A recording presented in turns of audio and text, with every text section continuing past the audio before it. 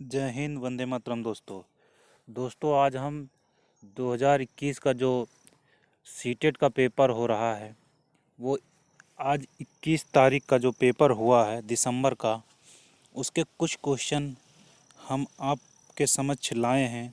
जो हमें कुछ क्वेश्चन मिले हैं वो क्वेश्चन हम आप लोगों को दे रहे हैं। इन क्वेश्चन के द्वारा आप देख सकते हैं कि सीटेट का मॉडल कैसा आ रहा है। सीटेट अधिक कठिन नहीं आ रहा है, उसमें जो क्वेश्चन आ रहे हैं सब सिलेबस बेस आ रहे हैं। तो हम आपको दिखाते हैं कि कौन कौन क्वेश्चन पूछे गए थे। तो जैसे एक क्वेश्चन आया था, इस पियाजे से संबंधित वैज्ञानिक का नाम लिखने का आया था।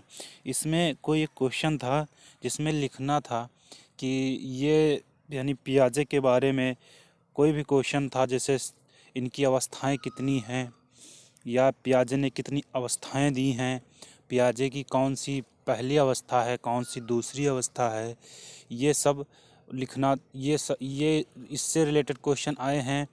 और ये भी क्वेश्चन आ सकता है इनसे कि कौन सी अवस्था कितने साल की है, यानी जो संवेदी गामक अवस्था पहली है वो कितने वर्ष तक है, 0 से 2 वर्ष तक है। दूसरी अवस्था है पूर्व संक्रियात्मक अवस्था, जो पूर्व संक्रियात्मक अवस्था 2 से 7 वर्ष तक चलती है।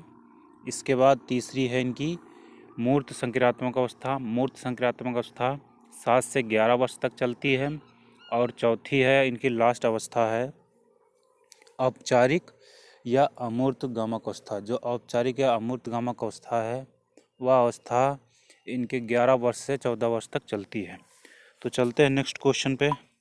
दूसरा क्वेश्चन आया था, समाज से संबंधित एक वैज्ञानिक का नाम लिखने को आया था। कोई समाज से संबंधित मतलब कोई भी सामाजिक कार्य है उससे संबंधित वैज्ञानिक कोई आया था।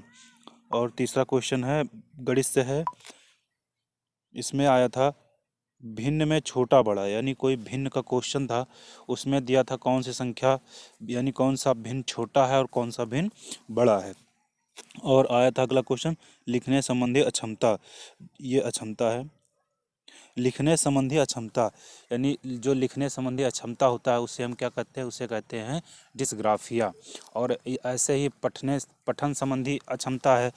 और ऐसे भी जितने भी अक्षमताएं हैं वो सब पढ़ लेना। और एक पर्यावरण की एक थीम आई थी, तो पर्यावरण की थीम के बारे में भी आप लोग पढ़ लेना। इसके बाद एक रोग से क्वेश्चन भी आया था, एनीमिया रोग का निवारण क्या है, यानी एनीमिया रोग किससे फैलता है, एनीमिया रोग का निवारण क्या है, ये सब पढ़ लेना। और एक आया था टोपियोका के बारे में। ये जो टोपियोका है ये कल वाले क्वेश्चन भी आया था और आज वाले भी क्वेश्चन पेपर में आया था। टोपियोका क्या है, तो टोपियोका जैसे एक खाद्य सामग्री है जो केरल में खाया जाता है। टोपियोका का जो सेवन है वो अधिकतर सबसे ज़्यादा कहाँ होता है, वो केरल में होता है। इसके बाद आया था आवास से संबंधित। आवास से संबंधित कोई क्वेश्चन आया था, जैसे क्वेश्चन हो सकता है जो असम में है, जैसे बांस वांस के घर कहाँ बनाए जाते हैं, असम में बनाए जाते हैं 10 फुट 15-12 फुट ऊंचे। तो ऐसे ही क्वेश्चन आया होगा।